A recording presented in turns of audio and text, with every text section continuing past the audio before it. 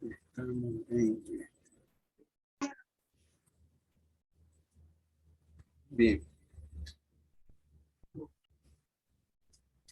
Entonces, les decía de que esto debe entenderse de la forma, ¿ya? Esta es la masa. eh,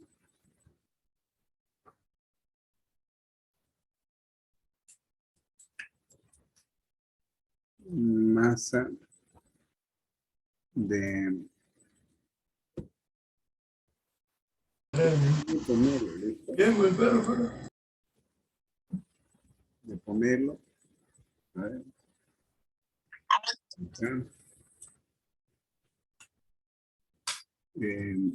Y acá abajo, masa de alimentación.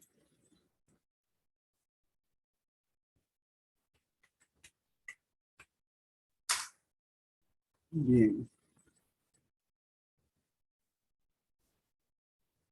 Un ratito. Vamos a acomodar.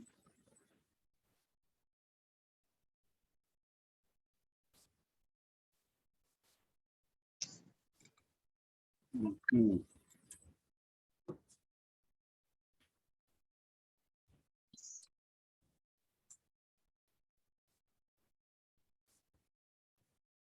Bien.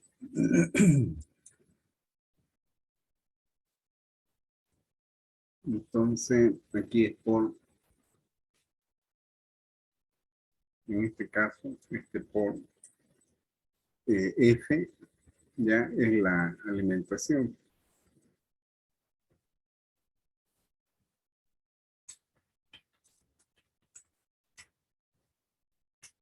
Bien.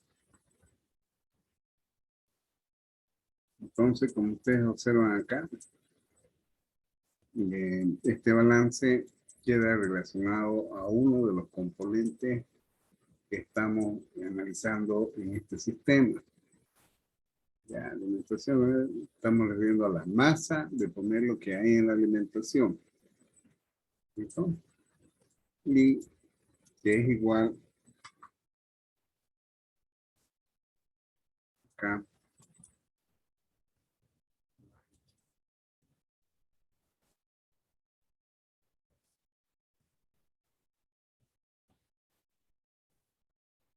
Bien, esta es igual a la masa de pomelo que hay en el producto.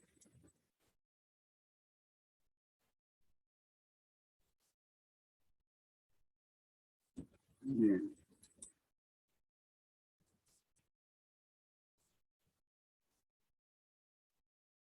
Bien, entonces masa de pomelo.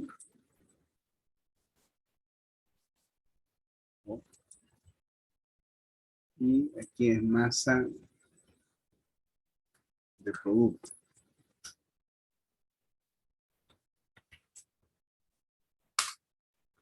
Bien.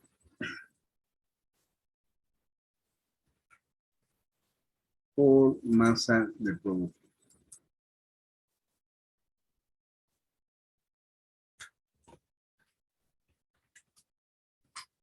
Bien. Entonces, como ustedes pueden apreciar ahí, todo está relacionado al componente de interés, que algunas veces se lo denomina componente clave. ¿Ya? Bien.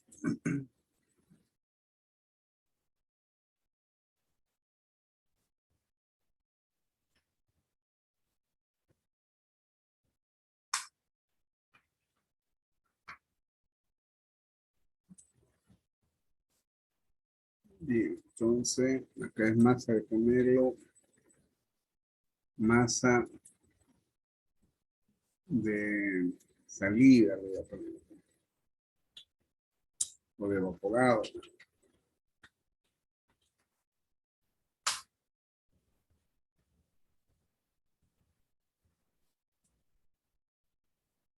Bien, entonces, como ustedes ven, ese es un balance parcial. Está referido siempre a un componente de interés que lo preferible es ver si ese componente está en las entradas y en las salidas del sistema. Pero en este caso, suficiente con él, ¿no? Y habíamos visto de que de este balance ya tenemos P. Entonces, aquí tenemos X sub F, que es la incógnita que pide. ¿Ya? Viene a ser esto. Por la masa de alimentación que viene a ser 11.500 kilogramos día de jugo de comer. Y esto es igual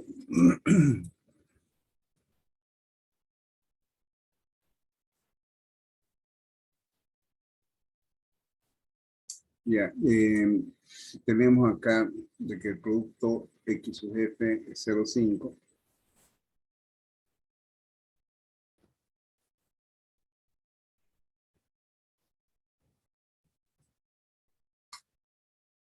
Bien, por P.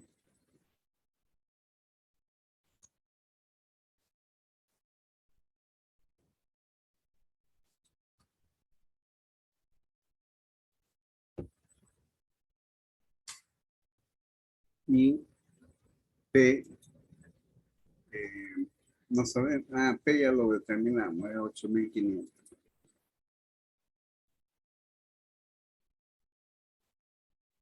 ¿Ya? Más, como vemos ahí,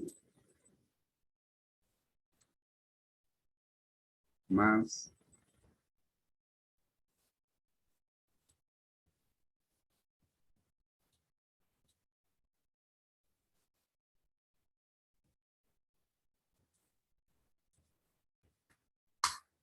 hemos visto de que X sub B es 0.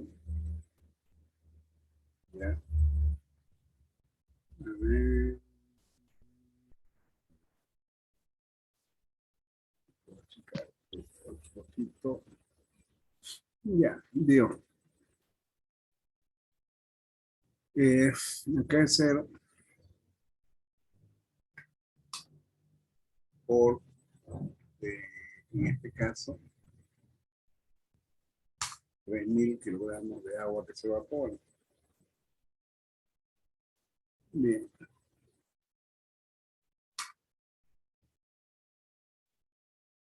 Ujú.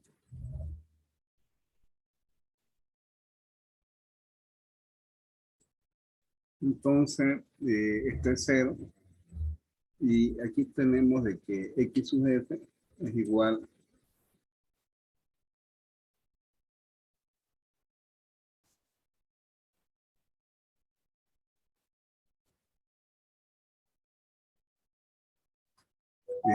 esto sería 0,5 por 8.500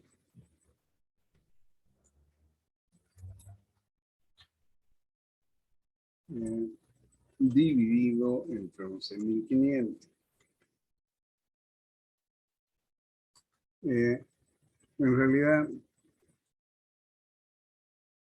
ya está resuelto este problema. Y es lo que le decía, es un balance Michi, sencillo. ¿Ya? Y el resultado de esto es igual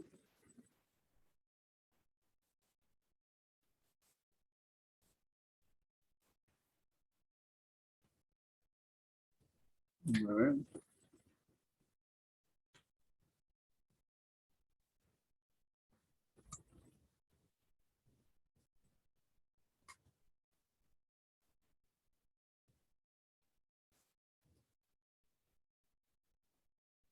bien, vamos a ver si da para un decimal a 0,37. O sea, ¿con qué concentración debe alimentarse el zumo? Ya sabemos que debe alimentarse con un 37%. ¿Y qué más pide? ¿Y qué cantidad de zumo concentrado sostiene? P es 8500. ¿Listo? ¿Alguna duda, pregunta, jóvenes? Este problema de Nietzsche. Bien.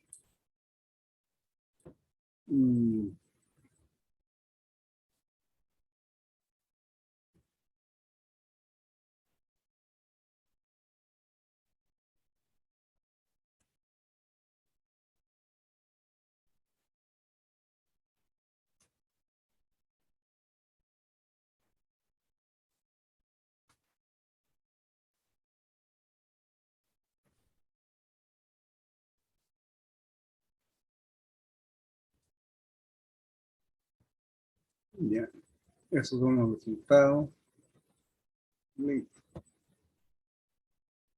Este problema es sencillo. Bien, vamos a terminar de ver ese video, a ver cómo lo plantea, ¿listo? Y de ahí vamos a entrar a uno de verdad. Esto es de precalentamiento. Ya, vamos a ver.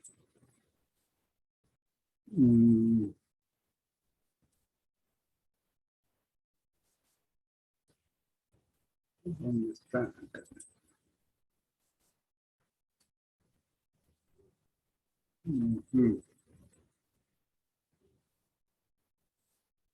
Esto no quiere ver. Ay, Dios. ¿Será mi máquina? ¿Qué será?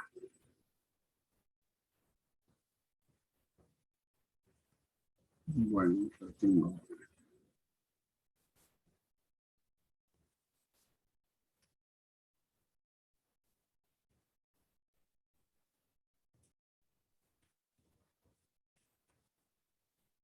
Esto quiere desesperante, chico.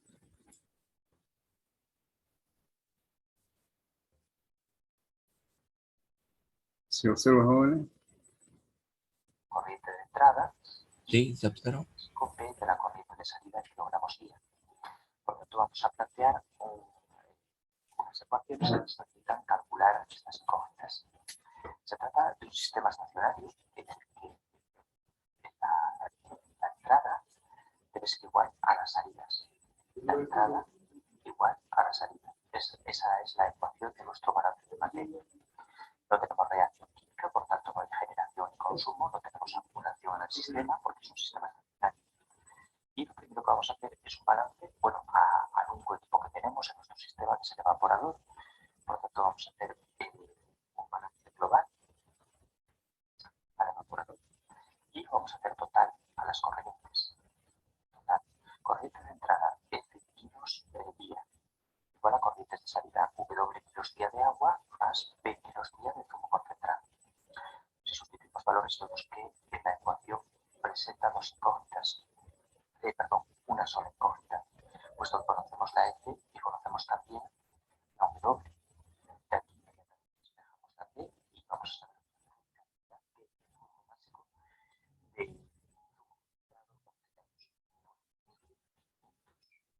kilogramos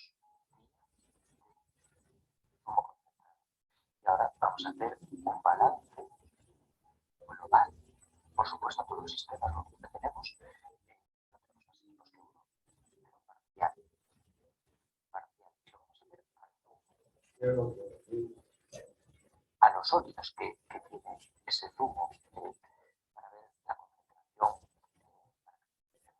las concentraciones de entrada y de salida. Entonces vamos a ver cuánto zumo nos entra. Entra F kilos día por una concentración que va a ser X. Es una fracción básica X. Fracción básica X. ¿Y cuánto zumo sale? Por la corriente W no sale zumo porque es agua pura. Por la corriente P nos sale P kilogramos día por 0,5, porque 0,5% es zumo. Bueno, perdón, 50% de kilos de zumo que entra.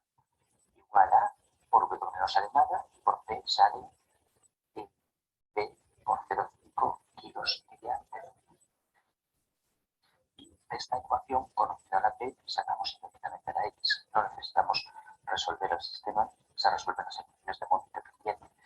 Por tanto, la X es igual a despejándola es de 8.500 kilogramos día por 0,5 partido de 11.500 kilogramos día.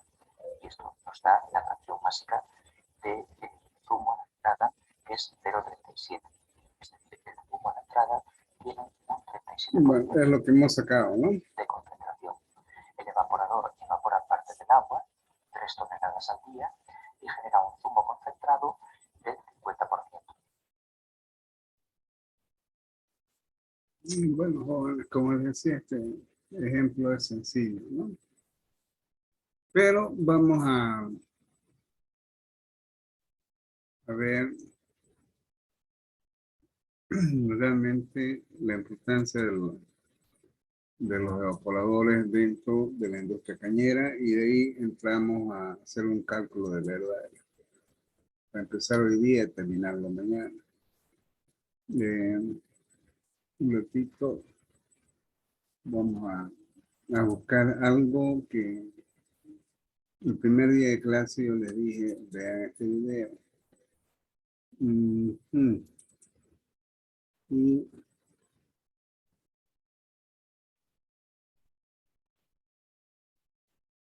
un ratito, jóvenes.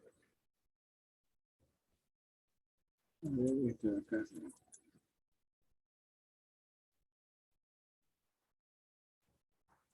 De ingeniería industrial deberá ser visión global del mundo y un sentido de su contexto económico, social y político, apoyado en el dominio de las áreas del conocimiento de su profesión, el desarrollo de habilidades gerenciales y la manifestación de la actitud ética Bien. y de Acá responsabilidad fue una visita que hicimos a Hawaii, ¿ya? Perfil del aspirante Básicamente a licenciado en ingeniería lo industrial. que El postulante a la carrera de ingeniería vamos a industrial cortar el deberá audio. ser Aquí ven las imágenes, fotografías que se tomaron en ese video. Por ejemplo, está una torre de destilación binaria. Por este lado están los evaporadores, ¿ya? Esta es la mesa de recesión de caña que entra al trapiche y se va dando los procesos hasta obtener el azúcar.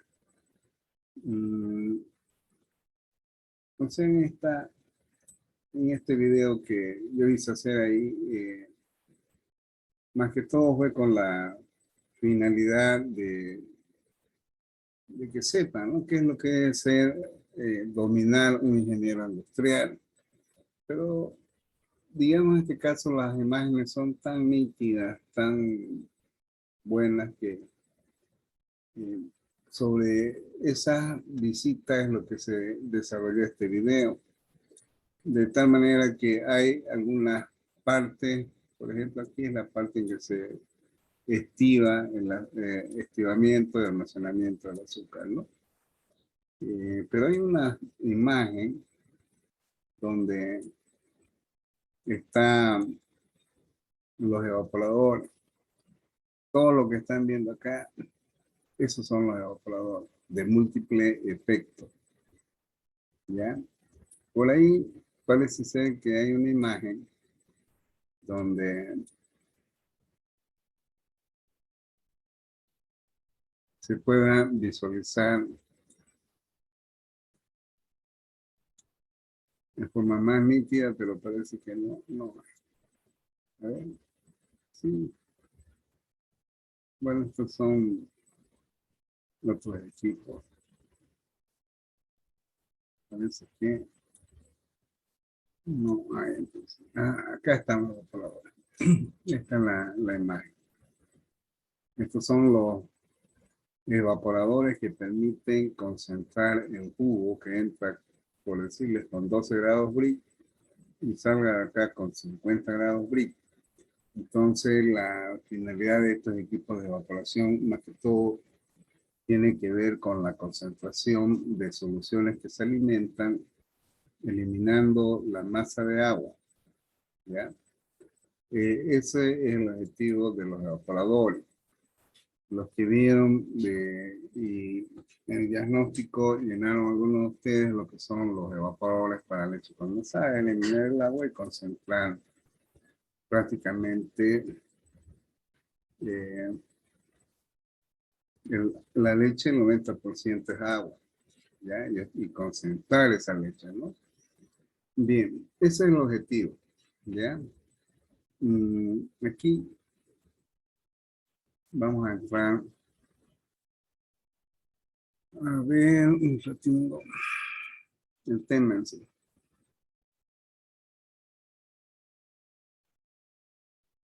Bueno, dentro de mi experiencia laboral, usted trabajó en una cervecería. Y la última olla en la elaboración del masto se conoce como olla de ebullición.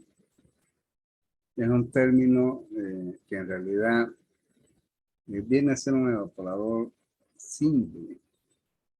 Es decir, de que se obtenía un jugo proveniente de la conversión de los almidones que tiene la malta, maltosa, maltotriosa en amilosa, amilopectina para tener o maltosa, maltotriosa. A ver, la amilosa y la amilopectina son los almidones y los azúcares son maltosa y maltotriosa. Y concentrar a 12 grados platos. Tener una solución de 8 grados plato y concentrarlo a 12. En realidad lo que se hacía era ese jugo, concentrar los azúcares eliminando agua. Y prácticamente es un tanque chaquetado y se conoce como un evaporador simple. Cuando ya hay 2 o más equipos que trabajan en forma secuencial, ya se habla de evaporadores múltiples. ¿Listo? Bien. En este caso, en esta presentación que elaboré, ahí está el concepto fundamental de un evaporador, que es lo que acabo de mencionar, ¿no? Aunque no me agrada esta definición que lo saqué de un libro, si bien es un intercambio de calor, sí, lo es. Los dos fluidos no entran en contacto. Uno entra a un vapor sobresaturado que tiene la finalidad de ceder calor, y lo que circula dentro del interior del tanque, la finalidad es concentrar un componente que tiene, ¿ya? La refrigeración no está mal. Estamos hablando de evaporar, está mal eso. Sí me estoy dando cuenta. De que se usen serpentines, todo depende de cómo se diseña el equipo evaporador. Lógicamente de que hay cambio en la entalpía de los dos componentes, el que cede calor y el que lo gana, ¿ya? Y aquí, por ejemplo, muestro claramente el sistema de producción de caña y todo esto que ven acá. Ingeniero, solamente se ve el título de evaporadores. Nada más salió. Bueno, vamos a compartir el... Acá se ve. Bien, entonces. Sí. Aquí es el proceso de producción de azúcar, donde en la parte de abajo tienen 1, 2, 3, 4. Esos son evaporadores múltiples, ¿ya? Es decir, de que entra con grados Brix y se va concentrando hasta salir, está entrando con 12 y sale acá con 66, ¿ya? Es decir, de que acá los azúcares se van concentrando y se va eliminando agua de ese jugo que ingresa acá. Eso es lo que acaba de mencionar. ¿no? Entonces, aquí, por ejemplo, se ve de que entra al primer evaporador con 13, y se va concentrando, entra al segundo, al tercero y al cuarto, y sale un helado que oscila entre 60 a 70 grados Brix. ¿Ya? Bueno, eh, generalmente estos equipos, en primer caso, ¿ya? El vapor entra entre 1.2 a 1.5 kilogramos fuerza por centímetro cuadrado. Y lógicamente a medida que fluye, va perdiendo de presión, pero ese vapor sale del primer evaporador y entra al segundo, y más o menos entra, o digamos su presión con que entra ahí ese sistema oscila entre 0,5 a 0,8.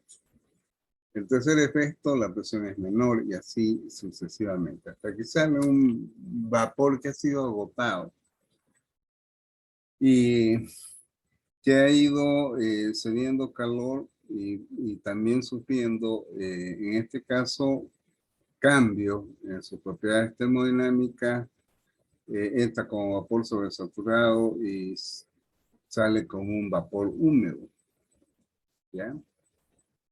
Eso es lo que ocurre. ¿Listo? Como ustedes ven acá, poco a poco se va concentrando. Lógicamente que el vapor que se condensa en este primer sistema se lo recupera, ¿ya? Y eso es lo que va ocurriendo en cada uno de estos equipos que son evaporadores de múltiples etapas. Que eso es lo que ocurre básicamente en el proceso operativo de concentrar los jugos dentro de los ingenios azucareros. Bien. En algunos casos se hace vacío, ¿no?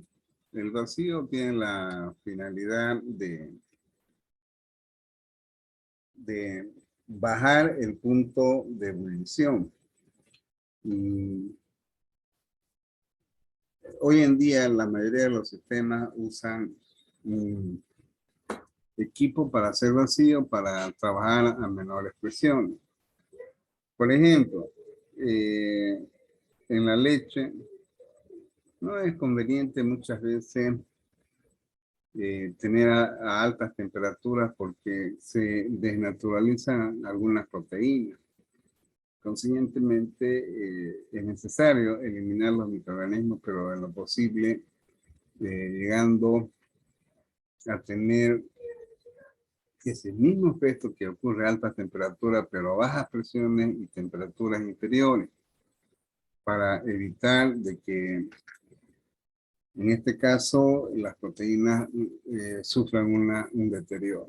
Este es un problema simple, ¿ya? En la cual se utiliza para concentrar soda cáustica, que fíjense, 10.000 kilogramos es grande, es grandísimo, ¿ya? 10.000 kilogramos horas de una solución de hidróxido sódico que entra con 20% de concentración a 37.8, y de 20 se va a concentrar a 50. Este evaporador se calienta con vapor de agua saturado a esta presión. Si yo tengo la presión, me voy a una tabla termodinámica y puedo determinar cuál es las propiedades que tiene el vapor a esta presión. Pero aquí dice, se alimenta con vapor de agua saturado. De entrada, ya sé en qué punto está. ¿Ya? Y en el espacio de vapor se trabaja con vacío. Esto quiere decir de que hay una una parte libre en el tanque, ¿ya? Y es ahí donde se hace vacío. Y en el espacio de vapor se trabaja con un vacío de 660 milímetros, referida a 762 milímetros en el barómetro. O sea, un barómetro es un equipo que permite medir la presión,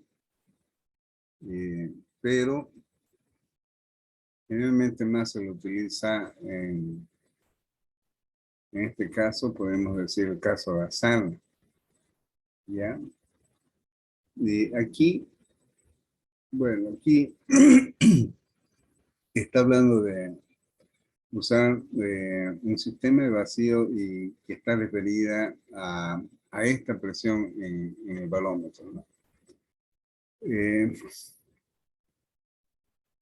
El arrastre es despreciable. El condensado quiere decir de que siempre va a haber una fuga, ¿no? A través de las tapas. Por eso es que se considera despreciable. El condensado puede suponerse que sale de la caja de vapor a la temperatura de vapor de agua.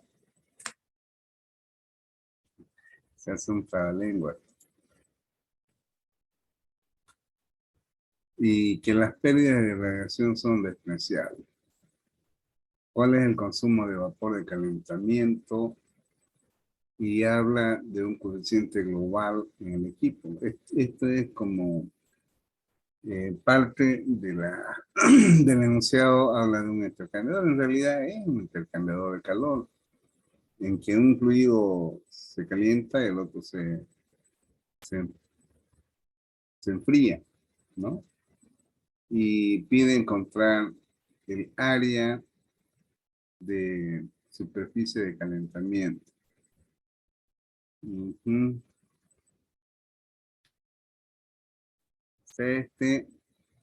que ustedes ven,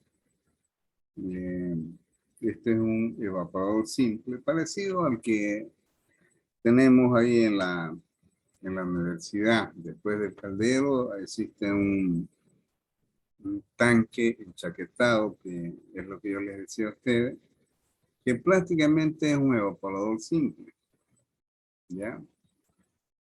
Bueno, en este esquema que está aquí, ustedes pueden visualizar, bueno, estas son imágenes y fotografías o imágenes que corresponden al tanque enchaquetado de la Gabriela, en la cual asesoré. Fue mi primer seminario, creo que fue, bueno, creo que fue el 2004. De tal manera de que es similar, como les digo, al tanque que tenemos ahí en la U. ¿En qué consiste esto que ustedes ven acá? O sea, este es el tanque, la parte interna. Y la parte externa deja un espacio vacío, de ahí el nombre de chaqueta, ¿no? Entonces, estos entran a este tanque por la parte interna de este otro tanque que está inserto a este otro. ¿Qué es lo que calienta esto? Lo que calienta es el vapor que se encuentra fluyendo en este espacio intersticial entre la parte interna y la externa. Entonces, después de que se da una evaporación, ¿ya? Sale acá una soda cáustica con una concentración. Aquí está entrando con un 20% de concentración a esta temperatura. Entonces, al calentar y eliminar el agua, va a salir acá un producto que va a tener el 50% de soda cáustica, mientras que aquí tiene el 20%. Es parecido al problema que hemos resuelto hace rato. ¿Ya? ¿Está claro hasta ahí? Bien. Ahora, el vapor saturado está entrando con esta presión. lógicamente de que yo tengo que ir a la tabla termodinámica, como ya dice, un saturado. Entonces vamos a determinar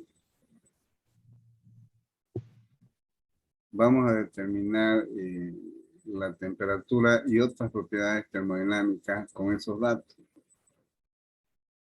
Entonces, como ustedes ven, esta parte pluma es lo que representa el flujo de vapor, ¿no? Lo que ustedes ven acá. Es el vapor que entra.